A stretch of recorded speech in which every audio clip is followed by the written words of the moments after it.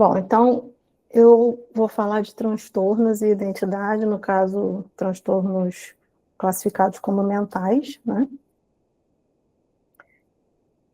Eu sou a Luciana Cianto, para quem não me conhece, eu sou bióloga e sou psicanalista. Eu tenho uma experiência bastante pessoal com alguns tipos de transtornos, né? Eu mesmo lido com os transtornos dentro de casa e atendo também muitos pacientes com transtorno. E sou uma pessoa muito curiosa, então eu gosto muito de sair estudando coisas diferentes e que me deixam encucada, vamos dizer assim, tudo que é um pouquinho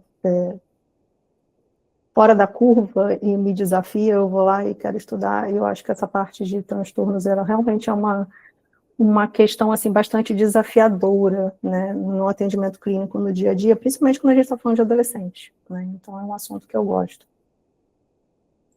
Mas não sou especialista muito nisso, né? Já vou deixando bem claro, mas assim, o pouco que eu sei, vamos ver se eu consigo passar para vocês. Não vou me aprofundar muito, né? Só para dar mesmo uma ideia de algumas questões, né, que a gente vê na clínica com os adolescentes. Vou deixar um aviso que a gente pode ter um conteúdo sensível, né, para algumas pessoas. Bom, então vamos contextualizar isso, né? Por que essa questão dos transtornos e identidade? Bom, a questão dos transtornos mentais, a gente tem aí, segundo o DSM-5, né, que é o Manual Diagnóstico e Estatístico de Transtornos Mentais, uma definição de transtorno mental é uma síndrome caracterizada por uma perturbação clinicamente significativa na cognição, regulação emocional ou no comportamento de um indivíduo que reflete uma disfunção nos processos psicológicos, biológicos ou de desenvolvimento subjacente ao funcionamento mental. Essas perturbações causam sofrimento significativo ou prejuízo no funcionamento social, ocupacional e outras áreas importantes da vida. E segundo o DSM-5, a gente tem aí mais de 300 transtornos mentais catalogados. Segundo a OMS, né, a Organização Mundial de Saúde, a gente tem mais de 1 bilhão de pessoas no mundo que vivem com algum transtorno mental, né? É a segunda maior causa de incapacidade a longo prazo. Então, a gente pode imaginar que os custos humanos e econômicos disso são altíssimos, né? Uma pessoa, quando ela é, por exemplo, afastada do trabalho por causa de um transtorno mental, ela já tem um custo aí econômico, pesa no sistema de saúde, tem também os custos sociais e para a vida dessa pessoa, né? Então, isso realmente é um custo muito alto, isso a nível mundial. Para a gente ter uma ideia, apenas 9% das pessoas com depressão recebem um tratamento adequado. Então, a gente tem aí uma grande parcela das pessoas sofrendo com depressão, que às vezes não são nem diagnosticadas e que não recebem tratamento. As mulheres são mais afetadas por transtornos mentais, principalmente depressão e ansiedade, né, e têm maior risco de desenvolver problemas de saúde mental devido a processos de violência doméstica e sexual. Nos sistemas de saúde, em média, os países dedicam apenas 2% do seu orçamento para os transtornos mentais, e mais de 60% desse dinheiro vai para os hospitais psiquiátricos, ou seja, o dinheiro ele é direcionado já para lidar com as pessoas que já foram diagnosticadas e institucionalizadas, e não na prevenção e no cuidado antes que isso aconteça, né? E realmente é muito pouca verba, é só 2% do orçamento. Bom, com relação aos transtornos em adolescentes, a OMS estima que 1 em cada 7 adolescentes no mundo, né, 14% dos jovens, sofre com algum transtorno mental. E eu botei grifado aí de 10 a 19 anos, porque essa é a definição da OMS para a adolescência. E aí a gente tem que lembrar que alguns autores, né, mais recentemente, vêm defendendo que a adolescência vai até os 24 anos. Então, se a gente incluir essa parcela até os 24 anos, a gente vai ter um número ainda maior. Especialmente quando a gente pensa que essa fase aí dos 20 aos 24, a gente vê os jovens que estão, por exemplo, entrando na universidade, né, e lidando com um mundo totalmente novo, com pressões diferenciadas, né, de ensino, de dia a dia, socialização, e que são muito afetados por alguns problemas mentais. Então, há uma grande procura, por exemplo, de jovens universitários ou sistemas de saúde para ajuda psicológica. Então, se a gente incluísse esses dados aí, esse número seria ainda maior. A depressão é uma das principais causas de doença e incapacidade entre os adolescentes, e o suicídio é a terceira principal causa de morte na faixa etária entre 15 e 19 anos, ou seja, é um problema muito sério. Né? Os jovens com tendência à depressão ou numa situação de depressão podem chegar a atitudes muito extremas. Né? Então, metade de todas as condições de saúde mental começa ali por volta dos 14 anos de idade. Isso porque vários transtornos mentais, eles vão ter, então, esses sintomas, esses sinais realmente detectados, iniciados na adolescência. Né? Então, metade dessas condições começa ali por volta dessa idade dos 14 anos. Mas a maioria não é nem detectada e nem tratada. Então, vamos entender isso aí um pouquinho melhor. Bom, a gente sabe que a adolescência é um período crucial para o desenvolvimento e manutenção de hábitos sociais e emocionais, ou seja, a gente precisa garantir um bom desenvolvimento para ter um bom bem-estar mental desses jovens e adolescentes. Então, é nessa fase que vai ter aí o início da adoção de padrão de sono saudável, exercícios regulares são fundamentais, mas eles vão passar também por situações de desenvolvimento de enfrentamento de situações, vão lidar com a resolução de problemas, desenvolvimento de habilidades interpessoais, vão aprender a administrar melhor as emoções, e os adolescentes ainda não têm, né, o seu sistema cerebral totalmente formado, principalmente quando a gente está falando de lobo dessa parte pré-frontal, que tem essa questão das emoções, né, muito ainda em desenvolvimento. Então, o controle emocional não é uma coisa que os adolescentes dominam. Bom, então, múltiplos fatores determinam a saúde mental de um adolescente. Quanto mais expostos a fatores de risco, maior o potencial impacto na saúde mental deles. E os fatores que contribuem para o estresse nesse período, alguns deles são, por exemplo, o desejo de uma maior autonomia, eles querem ser independentes. Tem a pressão para se conformar com pares, para se encaixar, né, quais são os seus grupos, né, qual é a sua tribo, etc. Tem aí a questão da exploração da identidade sexual, que começa nessa idade. E hoje em dia a gente vê também a questão do maior acesso e uso de tecnologias, de telas e outras coisas que estão começando a aparecer como importantes fatores de saúde mental nessa idade. Outros determinantes são a qualidade de vida em casa, violência, incluindo quando a gente fala dentro de casos de pais muito severos, por exemplo, o bullying que pode ocorrer dentro de casa ou fora de casa, problemas socioeconômicos. E, além disso, crianças e adolescentes eles são especialmente vulneráveis à violência sexual e têm uma associação clara com a saúde mental. Então, é uma idade em que eles são especialmente vulneráveis, né, estão expostos a esse tipo de violência, e muitas das vezes, quando isso acontece, você vai ver, então, esse adolescente indo parar nos serviços de saúde por questões, às vezes, até de desenvolvimento de transtornos bastante complicados. Bom, e alguns adolescentes, eles já estão em maior risco de problema de saúde mental por causa das condições de vida, né?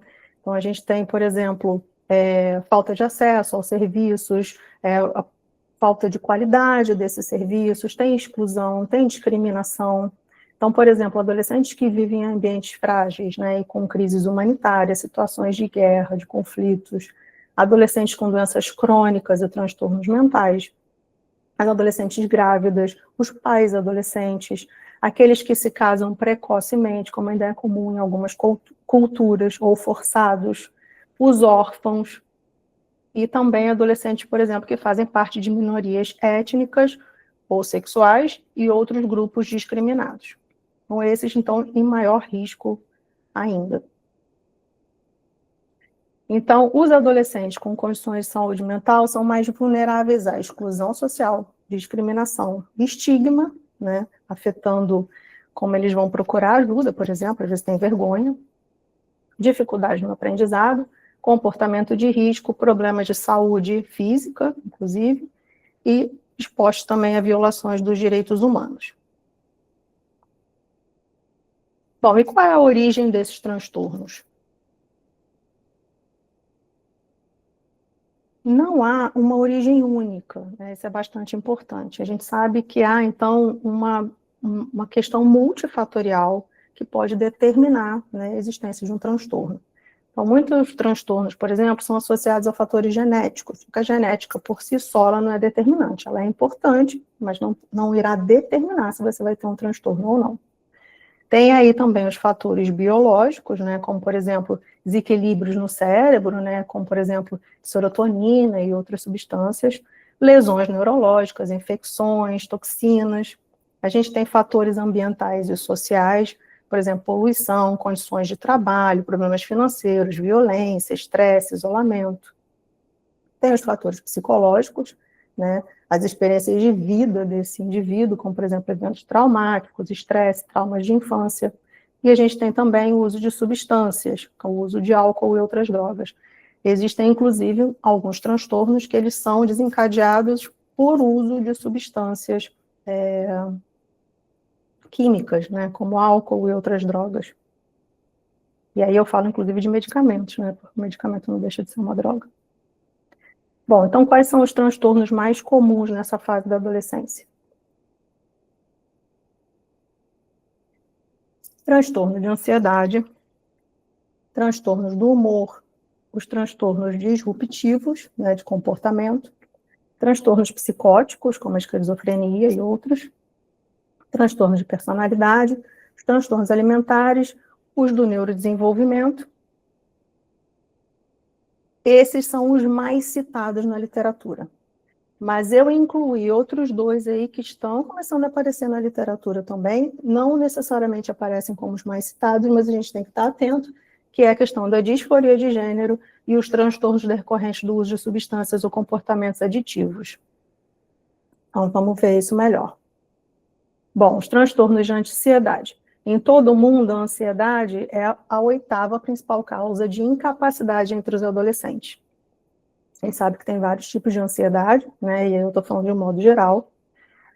E os adolescentes que sofrem dessa condição, eles podem ficar muito irritados, frustrados, com raiva. E os sintomas, eles podem se sobrepor a mais de um transtorno, né? Então, às vezes, é até difícil de você identificar aí esses sintomas. Quando os adolescentes são muito jovens, inclusive, eles podem desenvolver sintomas físicos, né, como dor de estômago, dor de cabeça ou até náusea, por causa dessa ansiedade. Então, às vezes, o adolescente começa a falar de dores físicas, né, e as pessoas não percebem que, às vezes, a questão aí é a ansiedade, né, então tem que estar atento a isso.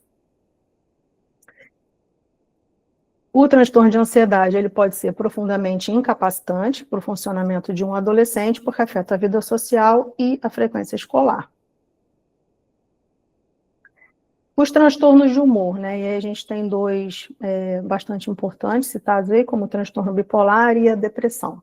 Então, o transtorno bipolar, ele é caracterizado por uma alternância, né, de episódios de mania ou hipomania com os episódios depressivos, e ele pode ser confundido com as alterações de humor comuns na adolescência. Então, às vezes, o adolescente começa a apresentar, né, essa alternância de sintomas. Passa uns dias muito animado, muito eufórico, fazendo um monte de coisa, falando a beça, e depois entra numa onda que as pessoas falam assim, tá deprê, tá melancólico, tá lá trancado no quarto. Pode ser, às vezes, um caso de transtorno bipolar, e as pessoas confundem com simplesmente essas oscilações que o adolescente vai ter na adolescência com o humor, que são normais, né? Mas tem que estar atento ao quê? Ao que foge dessa normalidade, né? Quando alguma coisa ela começa a passar do que você acha que é normal, é que tem que estar atento, né? Combinado, claro, outros sintomas também. E a depressão? A depressão, ela é a 9ª causa de doença incapacitante em adolescentes, né, no mundo. Tanto nos casos de episódios depressivos, né, que a gente tem vários tipos de depressão, quanto nos casos do transtorno bipolar, que a gente tem episódios depressivos, a gente tem que estar atento, porque o adolescente em depressão, ele pode levar, então, a situações de autolesão e ao suicídio, como já foi falado, né? Então, esses episódios, né, de autolesão, às vezes não são percebidos, né, porque eles escondem muito bem. Essas tentativas também de suicídio, às vezes, elas podem ser impulsivas, né, associadas, enfim, um sentimento de desespero, né, e toma aquela atitude impulsiva, porque a gente tem que lembrar que o adolescente, ele é impulsivo, né, ele não, às vezes não para muito para refletir sobre uma questão, e aí vai lá e toma uma atitude impensada. E uma coisa que tem preocupado bastante, né, os profissionais da saúde mental, é justamente o quanto a comunicação das mídias, né, principalmente as redes sociais, tem influenciado tanto na ansiedade quanto na depressão dos adolescentes, né? Então já tem alguns estudos associando a isso, mostrando que desde que foram lançadas as redes sociais, por exemplo, a gente tem muito mais casos de ansiedade e depressão com esses jovens, né? E a gente sabe que, por exemplo, a ansiedade, ela pode levar a um processo depressivo, né, quando ela se torna extrema. Então, tem que estar atento a esses processos. Bom, os transtornos disruptivos, né, que são os transtornos de comportamento. A gente tem o transtorno de oposição desafiante, também chamado de transtorno opositor desafiador, né, que é o famoso TOD. A gente pode ter o transtorno de conduta, e são problemas na regulação emocional ou no comportamento, e são mais comuns ali na infância e na adolescência. Às vezes, você percebe já esses transtornos na infância, às vezes não. Às vezes você só olha para aquela criança e fala, é uma criança um pouquinho difícil, que contesta tudo, e você às vezes não percebe que tem ali um transtorno já, né, se pronunciando. E quando chega na adolescência, você vai ver esse jovem tendo uma reação mais firme, ou se colocando com mais firmeza, né, essa coisa de se afirmar, de se identificar quem sou eu no mundo, e começa então a se colocar de uma forma mais firme. As emoções estão muito mais intensas, até pelas questões da puberdade, dos hormônios, etc., e aí sim é que você vai ver que tem alguma coisa ali diferente, pode ser um transtorno, né? Então, quando você vê essa questão de comportamento alterado ou se tornando de uma forma grave, que não são apropriados, são destrutivos, por exemplo, é que geralmente os pais começam a procurar ajuda. Muitos desses jovens acabam indo parar até na questão criminal, né, porque acabam fazendo alguma coisa que não pode, enfim, vão ser ali detidos, e aí sim que vai se detectar que tem algum transtorno. Bom, a gente tem também os transtornos psicóticos, né, como a esquizofrenia, podem prejudicar a vida diária, né, e a educação. Esses jovens são altamente estigmatizados e correm risco na violação dos direitos humanos, né, por causa disso. E a caracterização desses distúrbios são na percepção, no caso de alucinações, né, então eles podem, por exemplo, ouvir ou ver coisas que não existem. Também tem distúrbios de pensamento, né, no caso dos delírios, né, por exemplo, crenças, né, acredita numa coisa que não tem muito sentido, não tem muita lógica. Na consciência, que é uma ideia de controle por forças externas, então às vezes vem aquela coisa assim, não, porque tem uma força, tem uma voz que me diz, tem um complô de alguma coisa, né, que está dizendo que é assim que funciona. Tem um prejuízo na cognição, porque com a atenção muito fixada para alguma coisa, a memória pode ser prejudicada. Na volição, que é a perda da motivação. Nos afetos, né, então fica com a expressão emocional prejudicada. E no comportamento. O comportamento ele pode ser bizarro, né, pode ser sem sentido, sem propósito, pode ter respostas emocionais inadequadas para a situação. Não pode ter aí vários sintomas, né, que vão indicar aí, por exemplo, um processo de um transtorno psicótico. A gente tem os transtornos de personalidade, né, como o transtorno borderline, que é uma instabilidade emocional, né, de autoimagem, de impulsividade, tem medo de abandono. A gente tem o transtorno de personalidade narcisista, que são as pessoas com um padrão de grandiosidade, né, que tem uma necessidade de admiração, se sentem superiores aos outros. Isso assim, todas essas definições são bem generalistas, né, mas são assim, sintomas que são vistos, enfim, cada caso é um caso, só para ter uma ideia. O transtorno de personalidade antissocial, que é o que a gente comumente chamava antigamente de sociopata, né, a sociopatia, que é um padrão de desrespeito por regras, né, é manipulador, não respeita o direito dos outros, é impulsível e irresponsável, e muitas vezes vão parar também na esfera criminal. Transtornos alimentares, né? Esse é um transtorno bastante falado e bastante visto, né? Eu acho que é um dos mais comumente conhecidos, né, pelas pessoas. Eles surgem realmente ali, geralmente na adolescência ou como jovens adultos, mas a gente tem visto, por exemplo, crianças, né, com transtornos alimentares também. Afeta mais as mulheres do que os homens, e podem ser de alguns tipos, mas para simplificar, geralmente são de restrição de calorias, né, quando, por exemplo, a pessoa para de comer para não engordar, ou ela, por exemplo, come e depois ela coloca essa comida para fora, né, ela provoca uma expulsão dessa comida, né, para não ingerir essas calorias.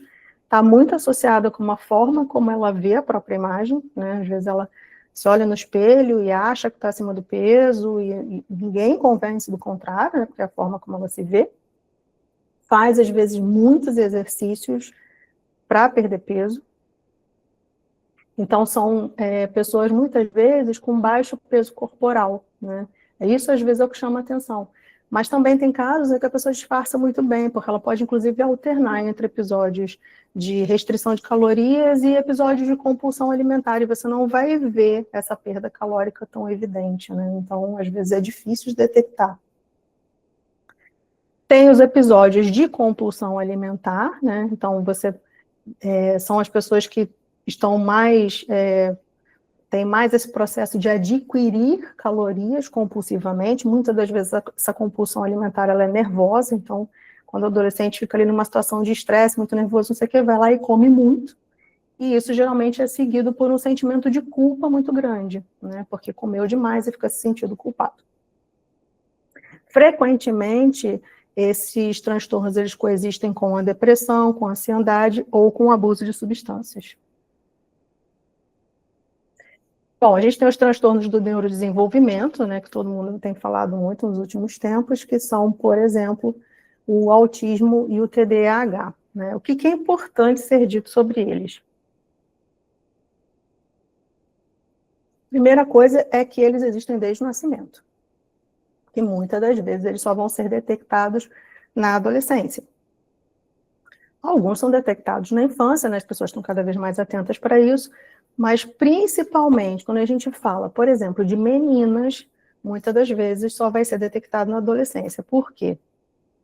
Porque tanto para o autismo, né, o TEA, quanto para o TDAH, as meninas muitas das vezes elas disfarçam os sintomas, elas disfarçam as dificuldades que elas têm, porque as meninas elas têm uma facilidade muito grande de se conectar socialmente, elas fazem esse papel de copiar o que os outros estão fazendo muito bem.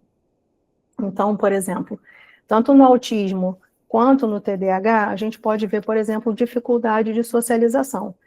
Mas as meninas, elas vão lá e copiam o comportamento dos outros, então elas passam desapercebidas nesse processo. Então, muitas vezes, a gente só vai ter o diagnóstico já na adolescência, às vezes até na vida adulta, né, como a gente tem visto. Por quê? Porque elas se sentem diferentes, sabem que tem alguma dificuldade ali, mas elas vão camuflando, elas vão se adaptando e vão seguindo. De qualquer modo, as pessoas com tanto o autismo quanto com o TDAH precisam de suporte, né, para algumas coisas, porque podem ter, por exemplo, além da dificuldade na interação social, o caso do autismo ele pode ter problemas de comunicação e repetitividade comportamental, ou seja, pode ter problemas de repetição de comportamentos muito apegados à rotina. Se a rotina muda, ficam muito estressados. Tem, às vezes, uma questão até de toque associado, né? Porque eles ficam ali presos àquela rigidez cognitiva, né? O toque está associado à rigidez cognitiva, então tem que fazer tudo sempre igualzinho, empilhar as coisas do mesmo jeitinho, arrumar a mesa sempre igual. Então, eles têm essa dificuldade nesse sentido. E o TDAH vai depender do tipo de TDAH, né? A gente tem o tipo de TDAH que é desatento, a gente tem o TDAH que é hiperativo, por exemplo. Então, vai depender ali do tipo do TDAH, mas, de um modo geral, são adolescentes que têm dificuldade de concentração, esquecem muitas coisas, batem nos móveis, vivem sempre com manchas roxas, têm dificuldade de seguir instruções, então é aquela pessoa que você fala assim, tem que fazer isso, isso e isso, e aí só faz a metade, né? Parece que não ouviu toda a sua instrução, você fica assim, pô, você não prestou atenção, elas têm essa dificuldade mesmo. Podem ser muito inquietos, não conseguir ficar parado, sentado muito tempo, estão sempre se mexendo, né? Ou podem falar coisas sem pensar, né? Muitas das vezes simplesmente dão umas respostas assim, que a gente fala, poxa, é uma resposta sem filtro, né? Mas é porque às vezes falam mesmo sem pensar. E podem ter também um sentimento de culpa muito expressivo, né? Então, às vezes, são pessoas que, justamente por agir muito impulsivamente, depois ficam pedindo mil desculpas, eu não devia ter feito isso, você me desculpa e tal. Então, tem uns discursos, assim, uns sintomas, assim, que vão chamando a atenção, mas, como eu disse, às vezes isso não é percebido na infância, e só vai perceber isso quando chega na adolescência, justamente pelas questões da adolescência.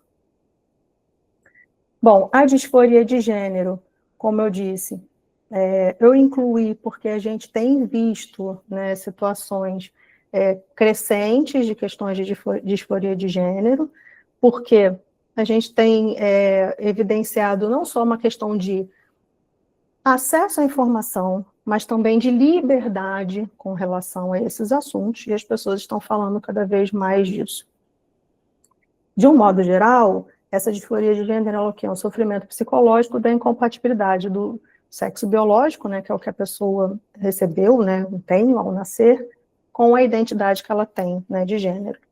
E aí isso se torna mais intenso na adolescência, por quê? Por causa da puberdade, né? Então, às vezes, uma menina, né, nasceu menina, começa a ter, né, o crescimento de mamas, etc., e começa a olhar para aquilo e dizer, não é assim que eu me sinto, né? Não é esse o corpo que eu quero ter, não é assim que eu quero ser. E aí começa a identificar essas questões. Às vezes não sabe nem nomear o que é isso, né? Mas começa a ter esse sentimento, e aí isso vai ser, então, detectado.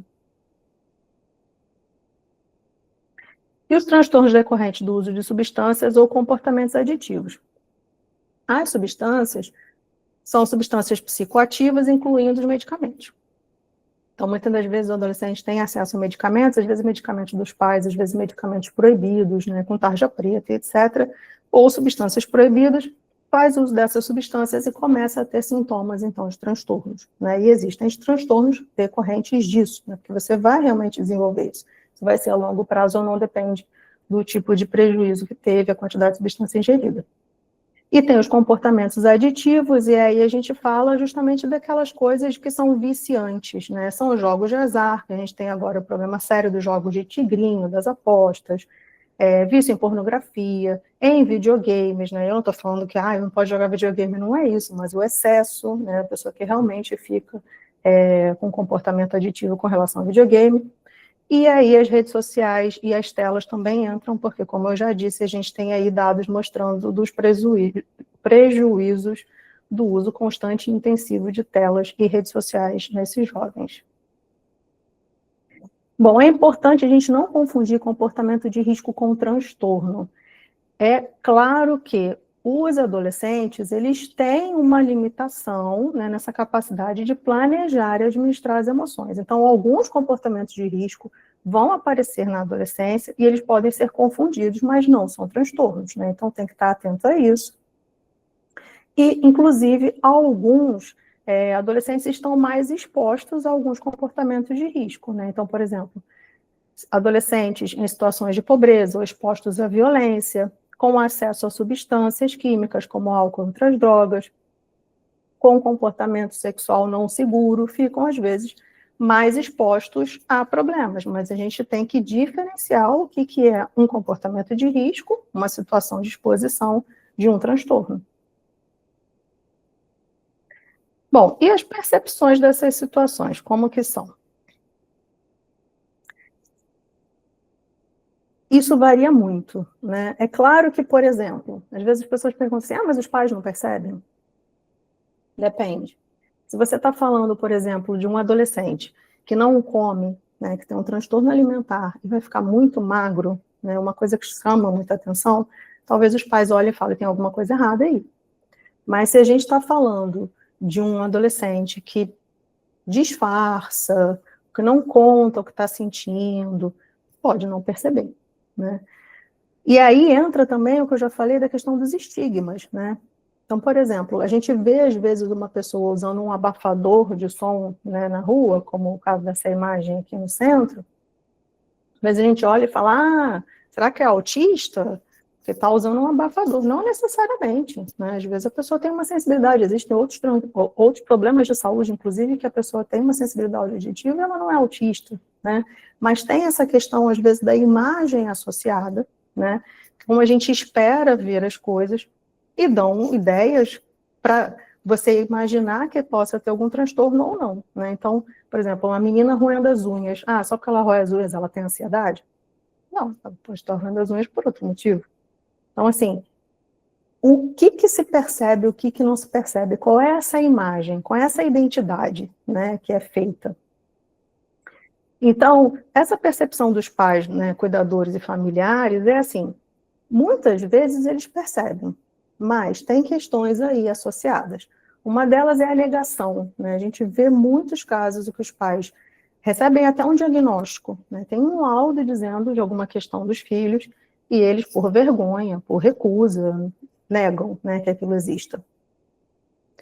Tem uma questão aí de invalidação dos sentimentos, né, e dos sintomas do adolescente. Então, às vezes, o adolescente ele procura os pais para dizer, olha, eu estou me sentindo assim, eu não estou muito bem, ou eu sinto isso, eu não sinto aquilo, e os pais invalidam, né? Eles vão dizer, não, isso é normal, isso vai passar, isso é da fase que você está vivendo, isso é da adolescência, né? Não liga para isso não. E às vezes não é, às vezes é uma questão mais séria realmente. Imagina o seguinte, se vários transtornos aparecem justamente na adolescência, e o adolescente vira para o pai e fala, né, no caso para os pais, a mãe, o pai ou os cuidadores, a família, enfim, e diz, olha, eu estou escutando um negócio esquisito, parece que tem uma voz falando comigo, ou eu, né, começa a ter um comportamento diferenciado, eu estou vendo ali alguma coisa, eu vejo alguma coisa que não está ali, né, ou às vezes ele não percebe, né, porque às vezes eu sabia de um caso, né, não foi eu que atendi, mas tinha um caso, por exemplo, de um adolescente que ele tinha um gato. Ele tinha um gato, o gato tinha nome, tudo direitinho. Porque, na verdade, ele não tinha um gato. Então, ele contava para os amigos que ele tinha um gato, contava para todo mundo que ele tinha um gato. Ele não tinha um gato, e ele era esquizofrênico. Então, assim, às vezes, os pais precisam também olhar assim, ele está falando de alguma coisa que não faz muito sentido, né? Tem que prestar atenção para isso. Se o adolescente vem e relata, eu estou sentindo alguma coisa, ou tem um sintoma diferente, precisa ver se isso não é realmente alguma coisa a ser cuidada, não vai sair invalidando, mas isso acontece com muita frequência. E uma outra coisa que acontece é o capacitismo, né? Então, às vezes, é essa coisa mesmo de, não, isso não é nada, isso daí é qualquer coisa, ou não tem, né? Então, precisa estar atento, né? Os pais são a primeira conexão, né? Os cuidadores são a primeira conexão com esse adolescente. Se o adolescente ele não tem nessas figuras uma segurança de relatar e dizer, olha, não estou bem, tem alguma coisa errada, ou às vezes já não vai mesmo dizer porque acha que os pais não vão acreditar, ou porque ele mesmo vai ter vergonha de falar alguma coisa para os pais precisam estar atentos àquilo que a gente sempre fala, do que não é dito, né, dos silêncios do adolescente, porque fala muito também, né, o que ele não diz, né? Então essa atenção, essa percepção dos pais, ela é super importante. E nem sempre os pais vão perceber o que está acontecendo. A escola é um outro ambiente super importante, né? Às vezes é a escola que percebe primeiro que tem alguma coisa errada, né? Então, justamente por o adolescente passar muito tempo na escola, ser um ambiente de socialização, um ambiente de aprendizado, que às vezes a escola vai detectar uma dificuldade de aprendizado daquele adolescente, ou vai detectar algum comportamento estranho que ele está tendo e não deveria estar tendo, né? Vai, por exemplo, poder alertar a família sobre algum problema nas notas, dizer, olha, tem alguma coisa errada, eu tirava notas boas e agora as notas estão ruins. Os pais também têm que ficar atentos a isso, né? Mas às vezes é a escola que vai perceber isso. Às vezes um professor numa sala de aula vai perceber, olha, aquele adolescente ali, ele prestava muita atenção e de repente ele não está mais prestando atenção, ele está se atrasando, ele esquece, está dormindo na sala de aula, né? Ou, por exemplo, ele estava muito bem e de repente ele começou a perder muito peso ou a ganhar muito peso. Então, assim, a escola tem esse papel de parceria, né? A gente sabe que as escolas, às vezes, os professores estão sobrecarregados, mas tem esse importante papel aí, principalmente quando a gente está falando da questão de socialização e de aprendizado. E tem aí a percepção terapêutica, né? Então, os profissionais da saúde têm que estar atentos a várias questões. E aí, quando eu falo isso, eu falo tanto se você tem laudo ou não. Não é com ou sem laudo, né? Ou seja, se já foi diagnosticado algum transtorno ou não. O profissional, ele tem que estar atento a tudo, né? Mas tem algumas coisas que chamam a atenção. Então, por exemplo, se o discurso ele é confuso, se ele é delirante, né? Então, por exemplo, aquilo que a gente faz muito na psicanálise, de dizer assim, a pessoa contou uma história, e aí ela começa a contar aquela história de novo, uma outra vez, a gente não interrompe, né? Ela está contando a segunda vez a mesma história, a terceira vez a mesma história, e a gente escuta. E a gente vai, inclusive, perceber se ela está mudando, né, aquela história, se ela está inventando alguma coisa naquela história, né, naquela memória, se aquilo ali mudou, porque isso pode dar uma dica de alguma coisa ali que está com algum problema, né? Às vezes, o discurso ele é confuso a nível de não formar uma história completa. Às vezes são histórias narrativas que parecem meio sem pé nem cabeça. Parece que tem um início, tem um fim, mas o meio é todo embolado. É importante prestar atenção a essas coisas. Às vezes, a gente na clínica percebe que o adolescente tem um discurso confuso, né, que a história dele é confusa, que ela não tem muito pé nem cabeça, e os pais não percebem, né? Aí você fala, mas como é que os pais não percebem? Acontece, né? Então, assim, eu já tive situações de perceber que a adolescente fazia um discurso muito sem pé nem cabeça, que as histórias eram todas muito confusas, não tinha uma narrativa coerente. E aí, na hora que você vai fazer uma devolutiva com os pais, você pergunta, mas como é que é, assim, vocês conversam, só porque vocês conversam, né, para você começar a tentar entender, até porque você não vai chegar para os pais, né, e dizer assim, porque eu acho que tem aí uma questão qualquer com seu filho, né, que tem um discurso confuso, não sei o quê, você tem que ir, né, com todo o cuidado. E aí, por exemplo, você pode perguntar assim, quando vai te contar uma história, né? Quando seu filho ou sua filha te conta uma história. A história é coerente? Tem sentido? Você entende tudo que está contando? E aí, dependendo da resposta dos pais, você vai vendo assim, se eles perceberam, se eles não perceberam. Mas eu já atendi adolescente que assim, tem um discurso totalmente confuso e os pais não percebem que o discurso é confuso, não percebem que aquilo ali não tem sentido, né? Porque às vezes entra nesse processo assim, ele é assim mesmo, ele fala desse jeito, é tudo embolado, está sempre correndo, e não percebe que isso é um problema, né? A escola às vezes percebe, até alerta os pais, mas os pais ignoram também.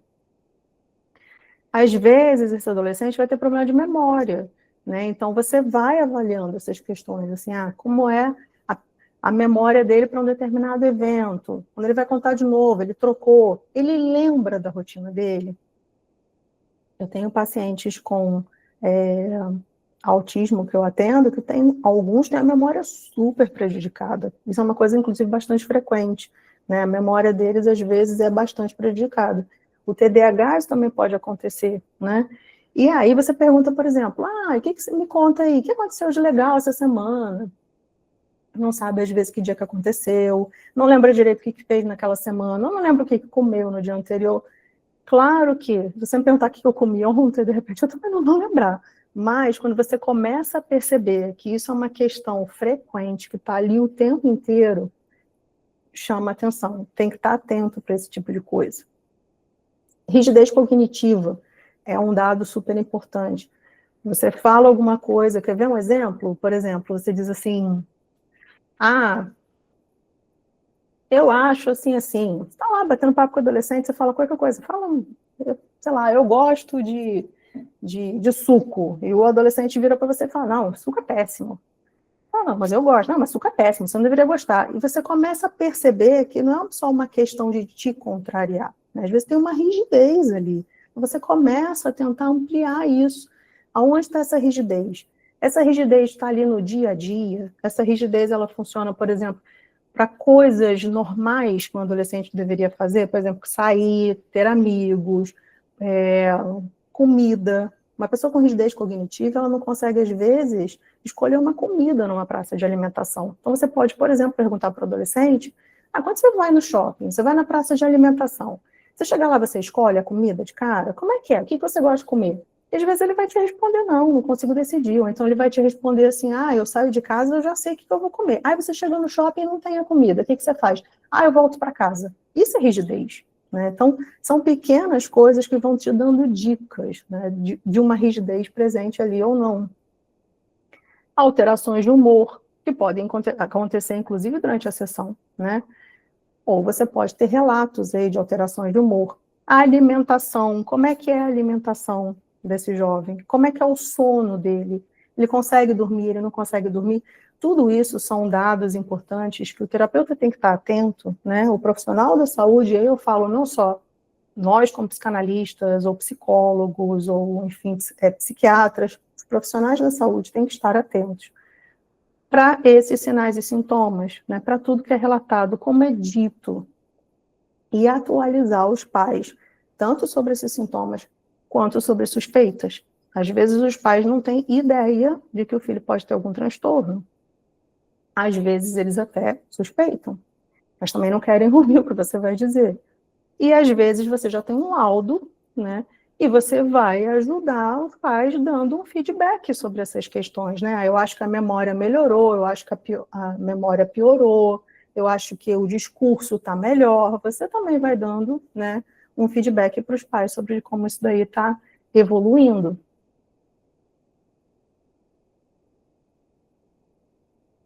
Bom, e aí como é que são essas identidades? Eu repeti essa imagem por um motivo muito simples. Tudo o que a gente coloca como imagem que a gente faz do adolescente, também é a imagem que o adolescente vai ter dele mesmo. Então, a forma como a gente olha para esse adolescente, seja como pai, seja como professor, seja como profissional da saúde, seja como psicanalista, enfim, seja como amigo, seja como for, a imagem que a gente faz também é a imagem que ele vai adquirir dele mesmo. É uma construção de identidade, é uma fase de construção de identidade. Então, se a gente olha para esse adolescente e acha que ele é um adolescente esquisito, ele vai achar que ele é esquisito. Se a gente acha que ele é depressivo, ele vai achar que ele é depressivo. Se a gente acha que ele é muito legal e alegre, ele vai achar que ele é muito legal e alegre. Então, a gente ajuda na construção dessa imagem, dessa identidade. Então, isso é super importante, a gente estar atento a isso. E uma coisa também que a gente tem que lembrar é, na clínica e para a vida, porque eu acho que o nosso papel como psicanalista ou como profissional da saúde é lembrar que a gente ajuda na construção dessa identidade do adolescente. O diagnóstico, ele não define o ser e não define o prognóstico, ou seja, não define como que ele vai ser daqui a 5, 10 anos. Se ele tem um diagnóstico hoje, por exemplo, de autismo, não quer dizer que ele vai ter dificuldades a vida inteira como ele tem hoje. Ele vai ser autista a vida inteira? Vai. Mas as dificuldades que ele tem hoje, ele pode não ter daqui a 10 anos. Isso é super importante ele entender. Mas o diagnóstico, ele ajuda a esclarecer como a pessoa lida com o mundo, a forma como ela lida com você, inclusive, né, enquanto terapeuta ou, enfim, o que for. Então, dá uma dica de como você se direciona a essa pessoa, de como você precisa escutar essa pessoa para lidar com essa pessoa. Então, isso é super importante. O diagnóstico, ele pode ser libertador, mas ele também pode ser um peso muito grande nas costas de um adolescente. Mas o diagnóstico, ele é importante para a gente saber com o que a gente está lidando, para a gente não achar que uma pessoa tímida, ela é simplesmente um autista, porque ela é agitada, ela vai ser TDAH. Ela é sonhadora, ela é esquizofrênica, e por aí vai. Então, a gente tem que saber com o que a gente está lidando. E o tratamento? Bom, o tratamento vai depender caso a caso. Simples assim. Mas nosso papel é de escuta e validação de sentimentos, porque é isso que o adolescente precisa. Às vezes o adolescente ele vem, ele quer ser só escutado, ele quer alguém que diga para ele, eu estou aqui, eu estou te escutando. Quando ele diz que está sofrendo, e a gente acredita no sofrimento dele, porque muitas das vezes as outras pessoas não acreditam. E isso é um pior para esse adolescente. É não ser ouvido, é não ser acreditado. E aí a situação dele vai piorando. Então ele precisa saber que ele é ouvido, ele precisa saber que tem uma pessoa ali que escuta. precisa reduzir o estigma, né? E tem que entender que ter um transtorno não o define. Ter um transtorno é só uma forma de viver a vida, como qualquer outra. E ele vai lidar com isso. Então, nós temos que ter esse papel de ajudar a conduzi-lo nesse caminho. Que caminho é esse? Ajudar nesse processo. Entender as necessidades desse adolescente. Entender o que ele precisa. Evitar a institucionalização e a medicalização excessiva. Por quê? Porque se esse adolescente não recebe um tratamento, um acompanhamento adequado, é isso que pode acabar acontecendo. Ou vai se encher de medicamento ou vai acabar numa instituição. Por quê? Porque às vezes é isso que acontece mesmo. Mas isso às vezes pode ser evitado. Então a gente tem esse importante papel nesse processo. E as situações na clínica? Bom, a gente tem várias situações aí. Depende se o atendimento é virtual ou presencial. Quando o atendimento é virtual, a gente sabe que adolescentes às vezes estão falando com a gente no atendimento virtual e ao mesmo tempo estão no WhatsApp, está falando com outras pessoas, está jogando videogame, está fazendo mil coisas e não está às vezes te dando muita atenção ou está te dando atenção e para 5 coisas ao mesmo tempo.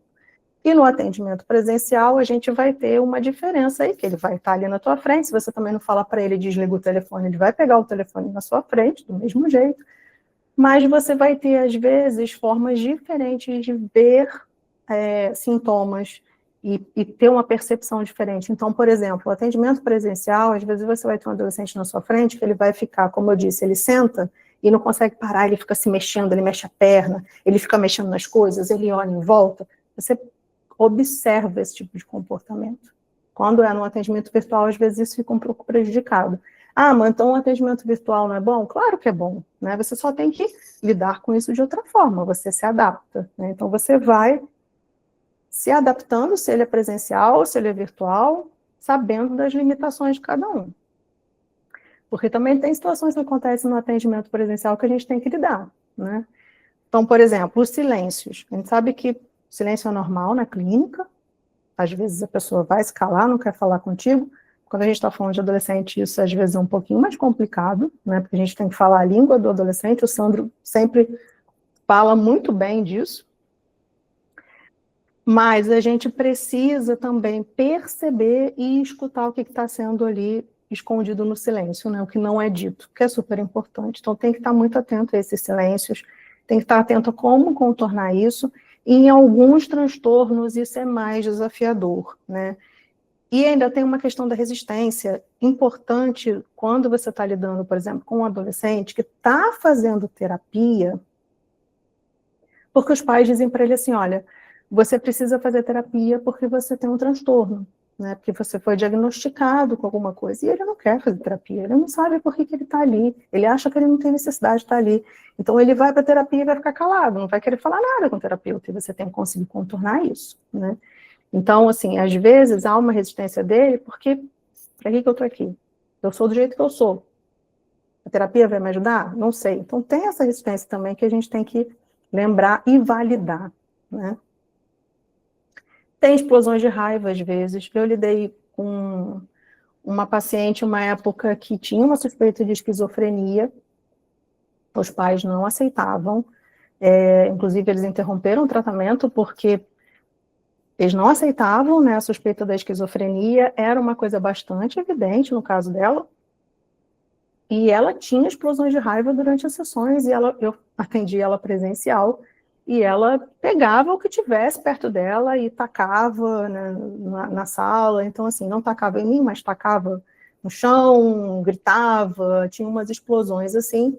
E você também tem que ter um olhar para tentar identificar assim, mas está fazendo isso para chamar atenção, porque não quer estar aqui, ou está fazendo isso porque não tem controle, por que está fazendo isso, né? Então, essas explosões de raiva, xingamentos e etc., que às vezes o adolescente direciona para você, você tem que saber diferenciar e identificar por que isso está acontecendo, né? Olhar isso com muita atenção.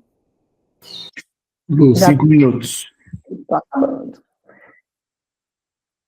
Tem a resistência ao diagnóstico, né? Como eu já falei. O adolescente, às vezes, já vai com o diagnóstico e ele tem uma resistência, ele não aceita o diagnóstico. Ou, às vezes, tem uma resistência do diagnóstico, como eu disse, dos pais, que já prejudica a forma como o adolescente chega na clínica, né, já com um discurso muito elaborado. Então, às vezes, por exemplo, você vai atender um adolescente e você pergunta, me fala um pouquinho sobre você. E aí, como já aconteceu comigo, a adolescente falava assim, meu nome é tal e sou autista. Então, era a segunda coisa que ela dizia, era que ela era autista. E eu não falei nada nesse primeiro momento, escutei o que ela tinha para dizer, mas, basicamente, depois do sou autista, não tinha nenhuma característica sobre ela. Era mais uma questão mais assim de, eu estou aqui porque a escola disse que eu preciso fazer terapia, minha mãe acha que eu tenho que fazer terapia, não sei o que, não sei o que lá, acabou. E eu falei, bom, mas não é isso que eu quero saber quem é você. Eu quero saber qual é a sua cor preferida, eu quero saber o que você gosta de fazer, o que você gosta de comer, como que você se diverte, quem são seus amigos, eu quero saber isso, eu quero que você me conte sobre você, né? Então, assim, às vezes, o diagnóstico, né, também gera um rótulo para o adolescente, que ele coloca aquele rótulo ali e ponto, acabou. Eu sou essa pessoa, eu sou autista, acabou. Ou eu sou essa pessoa e eu tenho um transtorno, eu tenho essa questão e pronto, acabou, né? Então, ela vai vivendo ali dentro daquele rótulo. E isso pode gerar o que a gente chama de capacitismo internalizado. É quando a pessoa coloca esse rótulo e, por causa desse rótulo, ela diz que ela não pode fazer várias coisas, né? Então, é, por exemplo, um autista que acha que não vai poder dirigir, que não vai poder morar sozinho, que não vai poder ter um trabalho, porque ele acha que não vai poder fazer nada daquilo porque os pais ou outras pessoas vão dizendo para ele, você não vai conseguir, porque você é dependente, porque você precisa de ajuda. Ou uma pessoa, por exemplo, um adolescente com um transtorno bipolar, que começa a achar que também não pode se relacionar, casar, ter uma família, porque, enfim, é instável e ninguém vai querer ficar comigo, porque eu sou instável, porque eu tenho explosões de raiva, porque eu sou depressivo. Então, a pessoa começa a se ver de uma forma muito ruim, né, de uma forma muito limitante, por causa desses rótulos que são dados, ou seja, a forma como as outras pessoas olham para ela vira a identidade desse adolescente, né? E aí é um problema porque ele começa a achar que ele não pode fazer coisas normais, vamos dizer assim, né? Coisas que as outras pessoas fazem. Ele acha que ele não pode fazer nada, ele acha que o transtorno o define. Bom, e aí qual é a abordagem objetiva que a gente tem que ter com relação a isso? Às vezes, sim, a medicação vai ser necessária, super importante. E muitas vezes, né? Então, às vezes, a medicação pode salvar a vida de um adolescente. E tem que ser tratada dessa forma. A gente evita a medicalização excessiva, mas às vezes a medicação é importante. E às vezes a gente vai ter esse papel, óbvio que a gente, como psicanalista, a gente não vai dizer para ninguém, precisa tomar medicação, não é nada disso que eu estou dizendo. Mas a gente, às vezes, vai ter um papel de chegar para os pais desse adolescente e dizer, olha, vocês precisam procurar uma ajuda profissional adequada para ver se isso é necessário. Ou, às vezes, os pais vêm para a gente com uma dúvida, porque o neurologista ou o médico, o psiquiatra, falou que vai ter que tomar uma medicação, o que você acha disso? Eu não acho nada. Se o psiquiatra achou que é adequado, se o neurologista achou que é adequado, por que vocês estão com essa resistência, né? É uma questão de você entender também esse processo. Então, você ajuda os pais a entenderem por que eles estão resistentes, né? Às vezes, a gente pode sugerir, por exemplo, criação de rotinas. Essa é uma coisa boba, mas, assim, algumas pessoas precisam de rotina para se adequar. Principalmente quando a gente está falando de TDAH, de autismo, de pessoas que têm uma dificuldade com rotina. Às vezes você dá uma sugestão para os pais têm aquela reclamação, porque o meu filho é super desorganizado, e porque ele não se organiza, e porque perde a hora, e chega atrasado em tudo, e porque não estuda, e porque não sabe quando tem prova. Você já ajudou ele a fazer uma rotina, um calendário, uma lista, uma organização desses estudos?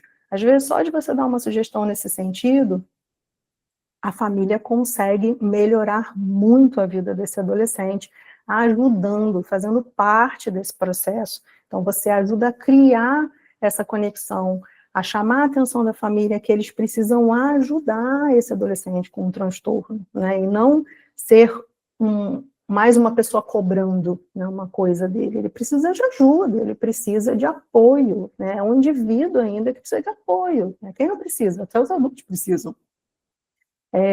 Então, assim, o papel da família nisso é super importante, inclusive sugerir que os pais façam terapia também, né? Às vezes você acaba fazendo esse papel também, dizer, mas vocês estão fazendo terapia? Vocês precisam fazer terapia para lidar com os diagnósticos, para saber como lidar melhor com esse adolescente.